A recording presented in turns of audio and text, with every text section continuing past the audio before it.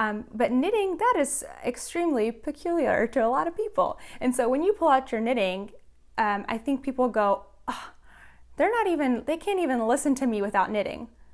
Yeah, you're probably right, person. Sorry. No, that's okay. It's sometimes true.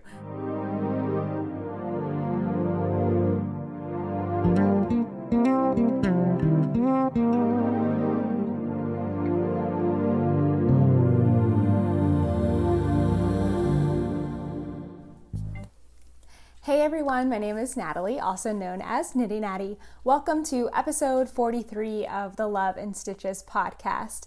Today is Wednesday, December 4th, 2019. It's crazy to me that it is December already. It was a lovely day here in North Texas in the Dallas area. It was like 70 degrees. Toaster and I just went on a walk a little while ago, but now you can't see, but it is completely dark outside and it's only, well, it's 5:43. Okay, it's kind of late. I'm recording a little later than normal, but anyway, it has been a busy, crazy week so far. Lots going on, but I will get to that at the end. Right now, let's talk about knitting. So I am wearing my Half Moon Oracle shawl by Kristen Lear. I'm not going to take it off because it took me forever to clip this microphone. My microphone clip is still broken. I ordered more, like a pack of 5 or 6, and they got delivered yesterday, but I think they got delivered to my mailbox, so I just haven't taken the time to go to the mailbox, even though I walked right by it today. We have like a community mailbox thing that we have to walk to. But anyway, so it's super pretty. It's got brioche, lace, and I think a little bit of stockinette at the top. And I knit mine using Graceland wool in this Harry Potter. It was like a 3-month subscription and it was different Harry Potter yarns. So I think the pink was like Yule Ball and the white was something to do with Harry's birthday cake. It's got green in it and stuff. But anyway, if I move it, I'll lose my mic. So yeah. We're just gonna leave it for now. Next week I'll be better equipped. What else? Okay, so actually let's just dive right into knitting. I have one finished object this week and it is a can cozy. So this is my classic can cozy. Don't you just love jogs and knitting? You can see that's where the end of the round is. And I have a jog, which I did not correct because I don't think you really need to in this. But anyway, let's look at it from a prettier angle. Ta-da! This is the classic can cozy. It is not out yet. It is in testing right now, and many testers have finished it. Some are making a second one with a pattern that's this small. Some people will move through it really fast, but then we're also finding like ways to tweak it and make it better on their second cozy, which is great. I did not ask for that, but this test group has been really great. Several of them are making extras. So I actually have my first version here, which you can see is a little bit taller than this one. And so when I made this one, I thought it was perfect. Toaster, don't you start. I thought it was perfect until I actually drank a soda out of it. And I realized that this, if it comes up to like the curved part, this will get in your mouth. All right, sorry for the toaster interruption. It probably won't be the last one because I believe I am actually getting an Amazon package in a little bit. So anyway, this is the final version of the can cozy. This is the first one that I did, and I realized this was too high when I tried to drink out of it. So it also kind of like stretches a little bit when you're holding on to it. And so you have to kind of account for that in the knitting. You don't want to over knit it. And then when it stretches, like you can see I'm holding it here and it's like sliding. Obviously if I was holding it like and drinking it, I could adjust it, but you just have to account for that in the knitting. So I did. That's why it looks a lot shorter on this one, but this is actually the final version. But this is a set that I'm going to give to a Dallas Cowboys fan for Christmas. I am not going back to fix this one. I don't think it will matter to this person. Also, they could just use this one on like those taller cans or the pint ones. So I think it'll be totally fine. But yeah, a reverse set here. I know the navy is Chasing Rabbits fiber, but I don't know what the gray is. It's just a scrap that I've had that has gone on and on and on. So one finished object. This one was previously done. See, sliding up too high. Can't drink out of it. But yeah, So Classic Can Cozy, I don't know if I said before, will come out on December 13th. So if you want to make some for Christmas, you will still have some time. They take about 4 to 5 hours, depending on, of course, how fast you knit. If you're used to knitting small things like socks on small needles or hats with fingering weight yarn, it won't seem like a big project to you. But I do have a couple of people in my test group that are mostly crocheters, and so to them this is a challenging project because it is small needles, small yarn, small circumference, but it's still bite-sized. So I think it's kind of that perfect, like, if you're not ready to try socks yet, like, try the Can Cozy, because you're knitting on the sock yarn, you're knitting on the sock needle, but you don't have as many stitches as a sock or as much knitting. So there you go. But December 13th, you'll still have time if you want to make some for Christmas. Grab your yarn, grab 2 colors of fingering weight. That's all you need. Not very much, less than 20 grams. Okay. My whips. I have 3 new cast-ons and 1 old one, which I know you're super sick of. My sweater. So this is Like a Cloud by Joji Locatelli. I'm using the recommended Shibui yarns, but I have a finished sleeve this week. Hooray. If you follow me on Instagram, you probably did see this on Wednesday. I put it on. It fits quite well. I had to make repairs. I made some errors and I had to repair my errors by changing the sleeve decreases, changing the way that I did picking up the stitches. But yeah, so I actually did quite a bit of knitting on this since last week. I knit all of this part of the sleeve, and then I picked up the second sleeve and I have done that much. So that little corn dog marker is how much I knit while I was at a football game. It was probably to like here. But I kind of had to keep reminding myself, like, this is more stitches than I have in a sock. So doing a few inches is actually a lot of progress. Just because of the way my brain works, I thought, I wonder what has more stitches, a sock or a sleeve on a sweater. And I just used this sleeve, for example. It's a little bit drop shoulder. I started out with 88 stitches and decreased down to 60 stitches, and my socks are usually 60 stitches. So I did not even account for all of the, like, starting with 88 and go to 60. I just pretended the entire sleeve was 60 stitches like my socks, and then I was able to compare rows on the socks versus rows in the sleeve. So with these very rough calculations, I found out that a sock for me, not including the heel or the toe, has about like 8,000 stitches, I think, in it, knit stitches. Whereas the sleeve, without even accounting for there being more stitches all the way until here, like this is the only portion that has 60 stitches. If the whole thing had 60 stitches, it would have 10,000 stitches in it. So you know there's more than that. Anyway, that just kind of helped me feel better, like, how long does it take you to knit one sock? 2 weeks. How long did it take you to knit this sleeve? Probably 2 weeks. So yeah, I'm doing okay. That's why, I mean, so I heard a stat one time, or saw it somewhere, that the 2 sleeves combined is like 1/3 of the total sweater. So when you get to sleeves, you feel like, hey, I'm almost done. But really you're not. You're only 2/3 of the way done. So whether that's true or not, you can do the math on your own sweaters if you want to figure that out, but I feel pretty good about this progress. So I'm going to get rid of this corn dog one. I thought it was funny because I was at a football game to have a corn dog marker. And I'm going to move my donut on over. I think this one is not my favorite Simply Serving. I think I got that one from, what is her name?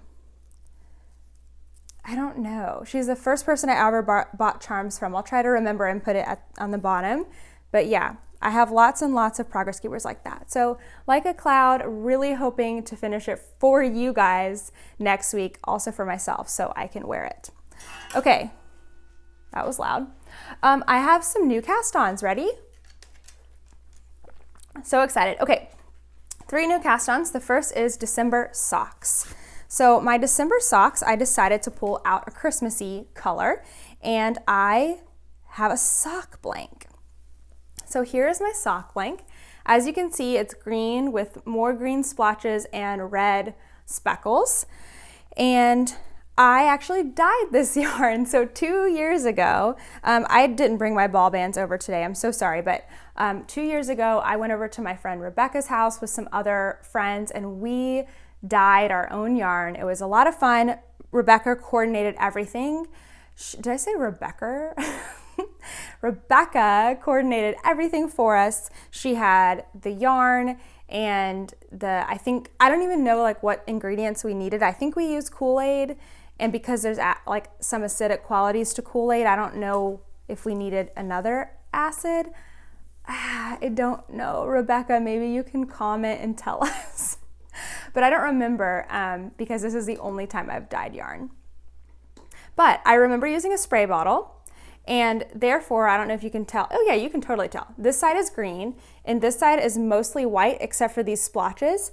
The green splotches, if I'm remembering correctly, were actually an accident. The spray bottle dripped on here, and I was like, oh man. And so I think I just decided to do it everywhere so it would be consistent. And then the red was sprinkles, which was super cool. I think I'm remembering right. And you just put the sprinkles and they like dissolved into the yarn. And then I remember Rebecca rolled it up and she rolled it in saran wrap like a cinnamon roll like this. See, I really didn't do anything but spray and drop some sprinkles on. It looked way better than this. It was like a saran wrap cinnamon roll, and then she microwaved it to set the color. And then did we rinse it? I remember doing the salad spinner thing where you get all the water out. Anyway, I dyed this and I'm excited to use it. I have another one, there we go, right there, that I dyed too. Someday I'll get to it. So I got to name my color, and then Rebecca made these super cute labels for us, and I named my color Santa Fell on the Elves because there's blood everywhere. Anyway, so because it is green on this side and more white on this side, the effect in the sock is a soft, soft green. It's actually really, really pretty. Now, also, if you've never seen a sock blank turned into something, you notice that the yarn is crimped from being in a knitted state. So the sock is super wrinkly, and you can tell. Okay, so look how much lighter it is compared to the front of that. But it's really cool. It has this like almost peppermint bark look to me with the red speckles and the slight green, and you know, it's mostly it's very light, but I'm excited with how it's turning out. This is not bothering me as much as I thought it would. The socks, of course, are extraordinarily wrinkly, but I think they will block out mostly, and then of course with wear they will block out completely, so I'm not worried about it. I know this is Simply Serving because I got it this year. This is a peppermint toad, which I think might have been a candy in Harry Potter, but it is absolutely perfect with this yarn. So I'm gonna move that up too. I actually have done a lot of sock knitting for it only being December 4th. It's a Wednesday, so yeah, I'm gonna be trying to get the foot done by the end of the week, which I think I'll be able to do. So yeah, there's one new cast on. So that's still not my Amazon delivery, which means there will probably be even more interruptions. Sorry, I like making sure my lips are okay. They kind of, when I talk a lot, which I guess I have been today, I kind of get like peely lips or something. I don't know. That sounds gross when I say it like that. I put a lot of lip gloss on, as you can tell, so it kind of like builds up or something. I don't know. Anyway, I have two more whips to talk about. So the first one is the shawl that I had swatched for last week. So here is my swatch, and this is for one of my designs, Playtime Shawl. It's a crochet project. Actually, the next two things are crochet. Hooray! I have really been happy to get back to some crochet projects. I'm using two beautiful yarns. I have them here in my float tote. This is one of the float tote minis, which is also one of my patterns. It's an oval shape. Is that an oval? That's an oval. It's an oval shape. It's designed to hold two skeins. It can hold 100-gram fingering weight skeins, and it holds them in these, hold on, that's a strong metal snap. It holds them in these little buckets, and I have magnetic snaps on mine so that it stays snapped to the bottom of the bag. Anyway, really convenient, and then you can just pop your project in the top, flip it up, just like that. So that's a Float Tote Mini in action. I don't think this is very clean, so I don't think I've actually used a Float Tote Mini yet. I had taken pictures when I released the pattern in the summer, and so now I'm actually getting to use it. Okay, so here is my start to the shawl. It's a baby shawl. Oh, it's so funny. So as you can see, I've just started the first set of crisscrosses. Now the original pattern is not two-toned. I'm making it two-toned because I wanted to use stash yarn, and so I picked those two colors, which I'll talk about in just a second. But so the way that I'm going to do that is I'm going to make all of my crisscrosses in this green and also add a stripe of green in the middle of these blue sections, just like that. So, and they will look more even in the other sections. This is just because I had the start and then that. So they will have even rows on them. Now I stopped right there last night because I made a mistake, and I could not figure out my mistake last night. I was short a stitch on each side of the shawl. So since I had a consistent mistake, it made me think maybe I completely missed an increase somewhere. And then at school today, all of a sudden I was like, I think I missed a center increase on my playtime shawl. So I'm gonna look real quick just to see if that's what I did. Center, na-na-na-na, da-na-na-na. Well, actually, it doesn't look like I missed a center increase. So the problem must be elsewhere. Isn't that funny? Like, even though this is my pattern, I messed it up. So, oops. There's tons of stitch counts in this pattern for you to check before you start these crisscross rows, which is literally what it says in the pattern, what I said in the pattern, and I didn't do that, and I should have. So I'm gonna have to figure this out, maybe tonight, maybe another time. I should be working on my sweater. But yeah, so baby start to my cute little shawl. Whoops, there we go. And most of it I did in just one little, I think like an hour in the evening. I love how fast crochet grows. So yep, that is one new whip that I'm immensely enjoying. My other crocheted project, my other new whip, is my Advent Granny Squares. So every day I am opening up a little hank of yarn or a little skein of yarn from Dragon Horde Yarn and Yarn Cafe Creations. They did an advent calendar together, and it's the third year at Harry Potter, so it's Prisoner of Azkaban. So I'm gonna try to see if I can remember the order of these. I only have 4 to show you today since it's December 4th, but next week and so on, I guess I will have 7 different colors to show you. And I'll just show them quickly and tell you their names just because I think that's fun, especially if you're a Harry Potter fan. Okay, so this was day 1. And this color is called Honeydukes. So Honeydukes is the sweet shop that's in Hogsmeade that they visit in their 3rd year. And here is my little granny square from that. So I've been making these each day at school at lunch, except I didn't finish today's because today was a little crazy. No, oh, there we go. My computer went blank for a second. Okay, this was day 2. It's a fun color. And this one was called Blowing Up Aunt Marge. So I guess those are some Aunt Marge colors in there. And there's my square for day 2. Day 3 was this one. And this one I thought was called Night Bus. So what we've been doing, and I say we because my husband is involved in this because it's super fun, is I took a picture of the list of the colors and sent it to him and didn't look at it. I literally took a picture with my eyes half closed so I wouldn't see it, and I didn't sneak a peek. And so he knows the names of the colors, and then obviously I have the yarn. So I will call him at lunch, and he knows the name of the color, he knows the name of the colorway, so he will start to guess what colors will be in the yarn. And then I'll open it up and look at the colors and say, usually he's right. And I'll say, oh yeah, it has this color and this color and this color. And then I'm trying to guess what the name of the yarn is. Guessing the name is super difficult because there's a whole book to think about.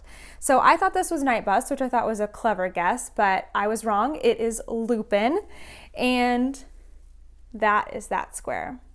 Pretty cool, right? Okay, and then today's I haven't finished yet, but funnily enough, I really like this color. this one is Night Bus, which is so funny. So of course, when my husband guessed, he said purple right away. And I said, it is purple, but it's light purple. He thought it was going to be dark purple. So I am getting close. 1, 2, 3. I have 2 more rounds on this to go. Well, not quite 2 rounds because I did start that not fourth. 1, 2, 3, 4, 5, 6 round. There's 7 round granny squares. And this is a basic granny square, but if you want to know exactly what I did, I have this pattern free on Ravelry, also on my blog, also on YouTube as a video tutorial. On my blog, it's a photo tutorial. So no matter what platform you enjoy, it is there. It is out there for free if you want to know exactly how I make my granny squares. So I will have to finish this up later, not too far from finishing it. I think it takes me about maybe 5 to 10 minutes to wind the little hank of yarn into a ball. And then it takes me at least half an hour, I think, to make a granny square. So it's a lot of fun though. I've been thoroughly enjoying it. Okay, let's go on. That's all my whips, right? That was a lot of whips. I finally have some new stuff to show you. I'm so excited. Okay, so let's move on to Ask Me. So if you have questions for me and you want me to answer them on the podcast, then feel free to go to the Love and Stitches Ravelry group, go to the Ask Me thread and pop your question into there. So I've got 2 questions this week. The first is from So Crazy Crafter. And I need to ask you, I think you've told me before how to say your name. Is it Vita? I don't know for sure. She says, "Hi Natalie, I really enjoy your podcasts and tutorials. Can you please share some of the podcasts you watch? I'm just about caught up on my current favorites." Oh, that's the worst. Oh, thank goodness it's Vlogmas season. Are you watching Vlogmas? Because Vlogmas is new every day. There's so many different knitters doing Vlogmas. So much fun. So you said watching podcasts. So I'm going to share my favorite video podcasts, but I'll also share a couple audio podcasts if you're interested in that. So my absolute favorite video podcast is The Yarn Hoarder. Now, she does not put out podcasts very often, but she does have about maybe 30 episodes if you have never seen her before and want to go watch her from the beginning. She's such a joy to watch. She's my drop everything and watch the second that I can because I love her podcast that much. And I guess now that they're so spread out, it's like a rare treat to get to watch them. Somebody that I watch every single week is Amy Florence, or Amy Edwards Green from the Stranded podcast. She owns Stranded Dye Works, which is in the UK. Well, actually, she just moved, so I guess she's not in the UK anymore. Well, you guys, I'm so bad at geography. I guess she is in the UK, but she's not in London, in England anymore. I don't know for sure. I don't really know geography, so I'm just gonna stop talking before I make myself sound dumber. Okay, but anyway, she's my absolute favorite to watch. I watch her every single week. She puts out podcasts every Thursday morning, just about, and I love watching her. She's so cool. We are about the same age, which makes it really fun. I can relate to her a lot, so that's one of the reasons I enjoy watching her. Also love to watch somebody from somewhere else in the world. I learn a lot of new words for things because she does live in the UK, so it's a lot of fun. Other people, I had a list here. Let me go back. You might have heard of these people before. I think they're pretty well known, or at least maybe because I watch them. Suburban Stitcher, she is located in Texas outside of Houston. She has Suburban Stitcher yarn. She puts a podcast out pretty consistently, like a couple, 2 to 3, 4 times a month. She's pretty consistent, so she's a great one to watch. Her episodes tend to be around half an hour, so they're perfect to watch during lunchtime. I also watch The Crazy Sock Lady. She's also a very consistent podcaster. I guess that's something that I like, is being able to rely on podcasters to be putting out content, which is not like no pressure or anything, but it's just nice to know I can always go to these people and they've got something new just about every week. I do also sometimes watch The Grocery Girls. I like them a lot. I think they're fun to watch. I usually watch like half an episode and then by the time I get back around to it, another one has come out. So I just start the next episode. I'm willy-nilly with my podcast, I guess. I don't really like watch all the way to the end all the time, except for Stranded, which I watch every week, and like Suburban Stitcher, Crazy Sock Lady, those people. Who else? Do I watch anyone else? I'm subscribed to a lot more than I tend to watch. I think that's mostly all who I watch. So as far as audio podcasts go, I guess I sometimes watch a homespun house. I hope I'm not leaving anybody out. That's why I'm thinking really hard, because I don't want to make, well, like those people are watching. I don't want to leave anyone out. Oh, my friend Alana has a podcast. Oh my gosh. So my friend Alana, what is her, I think our podcast is called Alana Knits. She has a new podcast. She's only got a few episodes out, but she used to do IGTV videos, and I would watch them every week when she put them out. Which is how I started on IGTV. So that was really cool. So now she's got a YouTube podcast, and she always makes the most beautiful, beautiful projects. So definitely go check out Alana Knits if you're looking for someone like new and up and coming. Oh, and One of a Kate. If you are a crocheter, you've probably heard of One of a Kate. She's Crochet is Glam. She's so much fun. I'm so lucky to have met her in person. She's super cool. And she has a YouTube channel with Vlogmas right now. So I'm not entirely sure if she's doing podcasts. I don't think so. I've just been watching her Vlogmas, but that's really fun to watch. So you should go check out those two new to YouTube people. So maybe you haven't seen them before, but they are great to watch. Okay, audio podcasts. I like to listen to a few audio podcasts. Most of them are knitting, some of them are not. Every week I listen to the Knitmore Girls. They come out mostly on Thursdays or Fridays, I think. I really like their podcasts.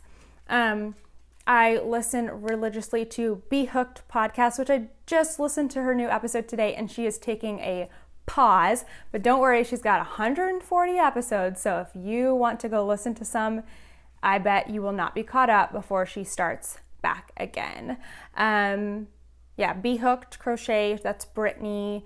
I listen to, I'm forgetting I can like picture them in my head, but now I can't think of what they're called. Oh no, I can't even think right now. I'm gonna have to cut out me just like thinking here, sitting here thinking. Oh, what is their name? Oh my gosh. Okay, I'm gonna have to go look on my phone. I'll be right back. Okay, here we go quick before I forget. Down Cellar Studio, Boston Jen, she puts them out consistently. Love her podcast. I will skip the other ones and listen to hers. Oh crap. The Yarniacs, they're also really great, super consistent, love listening to them every week. Prairie Girls Knit and Spin, they don't have episodes super frequently, but when they are, they're really funny. I love laughing at them. Same with the Knitting Hookup, which is Melissa and Ellie. They are so much fun. So those are the knitting podcasts that I tend to listen to very consistently. I love those, but there's also a couple of non-knitting audio podcasts that I listen to. And again, I'm saying them quickly before I forget. I like listening to the Park Snobs, which is about Disney and Universal Studios? Yeah, Universal Studios. I've never been to Universal, but I have, of course, been to Disney many times. So I like listening to the Park Snobs. They talk about all kinds of different things about the Disney World and Universal Studios. Yeah, Universal. I keep thinking Hollywood Studios because that's in Disney World, so I was getting confused. Like them a lot. I also listen to Minimal-ish. That's a really good one. I'm starting at the beginning and working my way up to, I think they're on like 58 episodes right now. So I've been liking that one a lot. It's about minimalism, realistic minimalism. And then the last one that is probably, I listened to it on the way home today because work was a little quite stressful and I needed to unwind. Usually I call my mom on the way home, but on Usually like she works Tuesdays, Wednesdays, and Thursdays and doesn't get off until later than me. So I needed to unwind and laugh. And so I listened to The Office Ladies, which is Angela Kinsey, and Jenna Fisher, who played Pam and Angela on The Office. And they are going episode by episode. If you love The Office, you will absolutely love this podcast. They go episode by episode, like kind of talking about how it was to film, what was really going on in the background and all this stuff. And it is so good, called Office Ladies. So there you go, lots of podcasts for you to watch and listen. Okay, I have one more question, and then I actually have a question for you guys that will help me with some patterns that I'm writing up right now. Okay, this is from, I think, Sim. It's Heidi. Hi, Heidi. She said, I was wondering if you get the side eye or notice people get upset when you knit while socializing. I am not one that can knit while socializing with non-knitters. I feel rude for not giving them my full attention, and with some non-knitters, they just... And with some non-knitters, they just don't understand the calm it brings to some people while in those social situations. Love the podcast and all your tutorials, Heidi. Okay, Heidi, I totally get what you're saying here. It is a lot easier to pull out your knitting around knitters than it is when you're with people who are not knitters and don't understand it. I have promised that I'm going to have a knitting in public video coming out, and man, it has taken me more time than I thought. I have started on it, but it's going to be some time. I'll just tell you that before it comes out. So let me give you a couple tidbits right now. The first time if I am meeting somebody for the first time, no, I am not going to pull out my knitting in front of them. Because of what you said, Heidi, people don't understand, why you're knitting. They think that you are ignoring them, which is not true, and we know that. A lot of people like to compare knitting and being on your phone, because being on your phone seems to be socially accepted. It's of course can be very rude at times to be on your phone, but we're so used to it that we don't even notice sometimes when other people like get onto their phone. Like, it's not really a big deal. But knitting, that is extremely peculiar to a lot of people. And so when you pull out your knitting, I think people go, oh, they can't even listen to me without knitting. Yeah, you're probably right, person. Sorry. No, that's okay. It's sometimes true. But knitting becomes a part of who you are almost, and you just want to you want to have something going in your hands. You want to feel productive while you're in the conversation, while you're talking. For some of us, it makes us actually better able to focus than if we were just sitting there. Our mind might wander. We might want to pull out our phone, because in the world that we live in, this is getting really deep. We're used to a certain amount of stimuli. And that's why we want to reach for that phone. That's why we want to keep scrolling through. We want the likes. We want everything, because that's kind of the way that some of us were brought up. So, or trained to be. So when you have the knitting, it's just enough to like relax that part of you that's like more, and the conversation is enough. So I understand when I meet somebody for the first time, I'm not going to knit in front of them. The exception of that would be if I'm like in a conference where there's a lot of people and I'm listening to somebody on stage. I don't feel bad knitting at all. But when I'm in an intimate group with people that I'm just meeting, I think about a first impression, and I want them to know me first, and then knitting comes later, because knitting is a part of who I am. Now, my friends that I'm with all the time, I have no problem pulling my knitting out right away and knitting no matter where we are, at a bar, at a restaurant, doesn't matter. I will knit. I don't like hold it in front of me like this. I kind of hold it low, bring projects that I don't have to look at very much. But like I said, it's a part of who I am, and people, you kind of have to get people used to that, because it's not normal. It's not a normal thing that you're going to see every day. So around non-knitters, if these are people that you see often, then I would encourage you to bring your project with you. Just bring it with you. Maybe you already do. And then the next time you see them, bring it out and say, hey, like, I'm really excited about this pair of socks that I'm knitting on, or this hat. And they might go, oh, that's so cool. Like, can you make me something? I'll prepare you for that too in my knitting in public video. But they'll comment on it. I mean, people are genuinely interested. And then the next time, try knitting a little bit and see how it goes. You can always put it away. And eventually, it's going to become a cell phone to people. They will not even notice it because it's just a part of who you are. When you're not knitting, they're gonna go, is everything okay? And that's the status that you wanna get to. That's the status that I am at. Like, you didn't bring knitting? Are you okay? Maybe you don't wanna be like that extreme like me, but yeah. You just have to read the situation. I think that people think that knitters are socially awkward. I think we actually have to be more socially in tune, because you have to be able to read those cues from people. Like, you don't want to come across, you don't want people to not like knitting. Hello, you need them to love it so that you can do it wherever you want to. So don't be too rude about it, okay? Make sure that we can all still knit in public. I hope that gives you some tips, Heidi, and that you feel confident to give it a try. Okay, a couple things in news. It is Vlogmas season. Starting December 1st, people all around YouTube started to put up videos for Vlogmas. So a vlog, we'll break it down real small here. A vlog is a video blog or a video log. Either way, it doesn't matter. It's a video of you doing daily life stuff or video every day. And Vlogmas is, of course, vlog combined with Christmas. I don't know why I did that backwards or which way it appears to you on the screen, but Vlogmas is just a video every day during Christmas season, so from December 1st to the 25th. So I am participating again this year.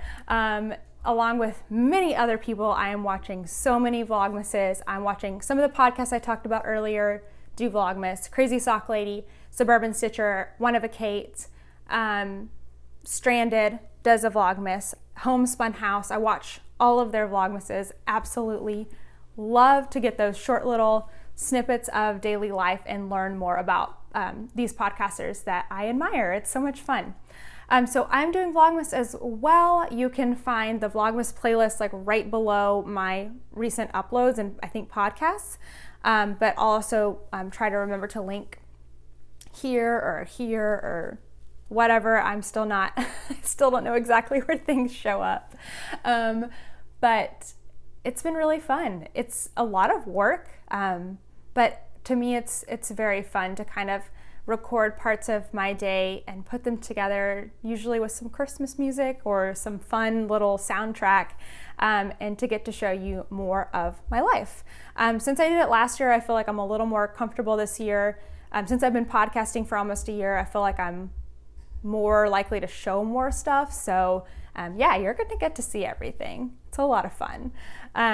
But my videos are gonna be between 10 and 15 to 20 minutes every day, sometimes shorter, sometimes long, probably never longer than 20 minutes, maybe when I'm doing a lot of stuff. But yeah, so they're relatively short little snippets and it's a lot of fun. So you can check that out. I will be doing that every day till the 25th, unless something happens. Like my phone was messing up, oh my gosh. Let me just talk about this right here because I forgot to put it in my notes. So I learned yesterday that if you try to record video with your phone near a metal object, it will mess up the video. I learned this when I was going to edit my Vlogmas videos in iMovie and I couldn't do anything. It was like it was frozen. And then I found there was like a white clip, just blank white. And I deleted the white clip and iMovie worked. I was like, oh, whatever. That was super weird. Then I went to my photos in my phone. This is all on iPhone, so I don't know. I think this pertains to every phone. I'm not sure. But went to my photos and there was a white video clip there. And I would play it. I could hear the audio. I remembered recording that video and I remembered seeing everything in the camera. But for some reason, it was blank on the screen. So this happened a couple times. I was very worried. That's why I actually didn't record my podcast on Tuesday like I usually do, because I didn't want to record all this and then have nothing when I went to look at it. I'm actually still a little bit nervous that some of my videos will be messed up. So I got on messaging with Apple. We threw some powers of deduction. I did already talk about this in Vlogmas if you want to go to day 3, I think.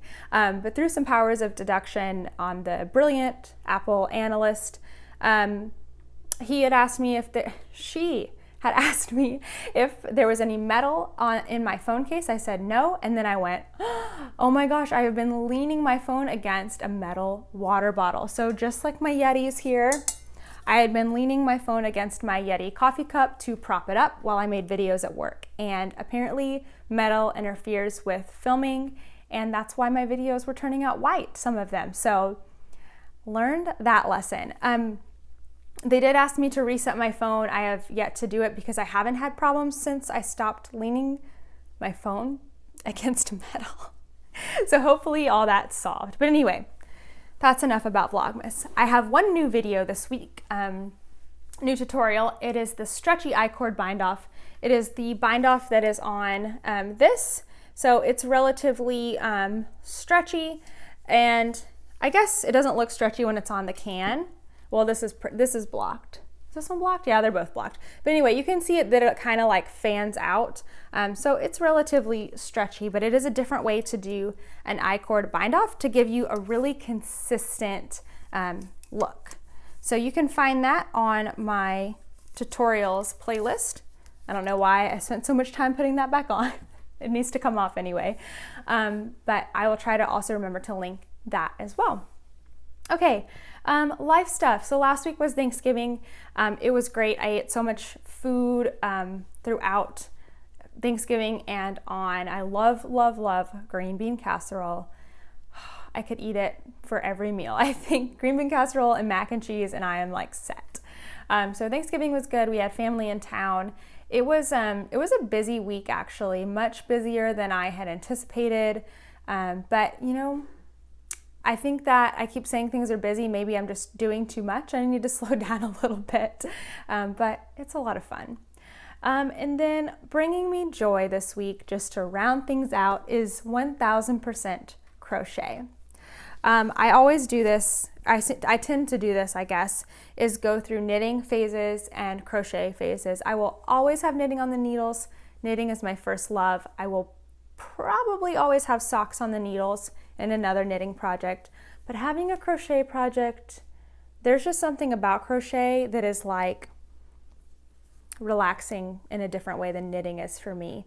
And so doing this project, doing these little granny squares has brought me so much joy, just to do something different with my hands, different stitches. Crochet is still, not these projects in particular, but in some ways it's mentally challenging for me because it's different. I don't have it mastered like knitting, which I don't have knitting like totally mastered either, but I definitely have a lot more experience and a lot more hours in knitting than I do in crochet. So it's still like a fun new thing to discover for me, which I really like. So I think, oh, I forgot to ask you guys my question. Okay, we're going back to the questions. This is important for me for 2 reasons. This project here, and also this project and other ones in the future. So my question for you, because I've gotten asked this by my testers for the classic can and classic bottle cozy, and then also somebody who is making these cups that come in the float tote patterns, and they were trying to use multiple strands to get the same gauge that I had here. So my question for you is, when you measure gauge, if you're a gauge measurer, do you look only for stitch gauge, which is what I tend to give in my patterns, or do you use row gauge? I don't give row gauge in my patterns because I don't use row gauge, which I think is probably something I need to step up and get over and start using row gauge. But I'm a huge stitch gauge person. If you don't have stitch gauge, then you're not going to get the project right, because rows you can kind of adjust for, which is why I tend to give measurements. But stitches, you can't like shrink them. You can't shrink the project. So for my can cozy, for example, or let's go back to last year. When I did the bottle cozy in September of 2018, I had only measurements, and I got the feedback that it would be nice to have rows if I'd put a row gauge. And I guess at that time I thought it's too, I don't know, I didn't put it in there. But for the can cozy and the new version of the bottle cozy, I really wanted to have a good sense of how many rows you would need to meet the measurements, while also having the measurements in there as like markers to hit. So for example, in this pattern, I'll say knit to so many inches, about this many rows. And then I'm having my testers tell me how many rows it took them to hit that inch gauge so that I can get a good average. But then they were like, why don't you just put the row gauge in there too? Because we don't know if we're close to you or not. We don't know, like we might have stitch gauge, but then it changes. And anyway, it's kind of an overwhelming thing. Like gauge is so crazy because it changes when you wash it. It changes as you use things. It changes with the type of yarn you're using. It's just, it's tough. But I think that what I want to know from you is, do you use row gauge? Do you worry about it? Do you just try to get stitch gauge? Or do you change your yarn, change your tension till you get stitch and row gauge? I think that crocheters might, to stereotype, do more row gauge, because a crochet stitch is much more structure than a knit stitch, and it's very like satisfying. Like a lot of swatches are like 4 by 4. They're like perfect. So I think it might be a more useful measurement in crochet. The person was asking me about like, what is my row gauge, so that I could give measurements for that. So yeah, just a curious question for you. Do you use row gauge? Would it be helpful to start including in my patterns? I can't promise I'll go back and fix it in every pattern, but maybe for the future ones, I can start including that. So just let me know. All right, that is everything for this week. Thank you guys so much for watching.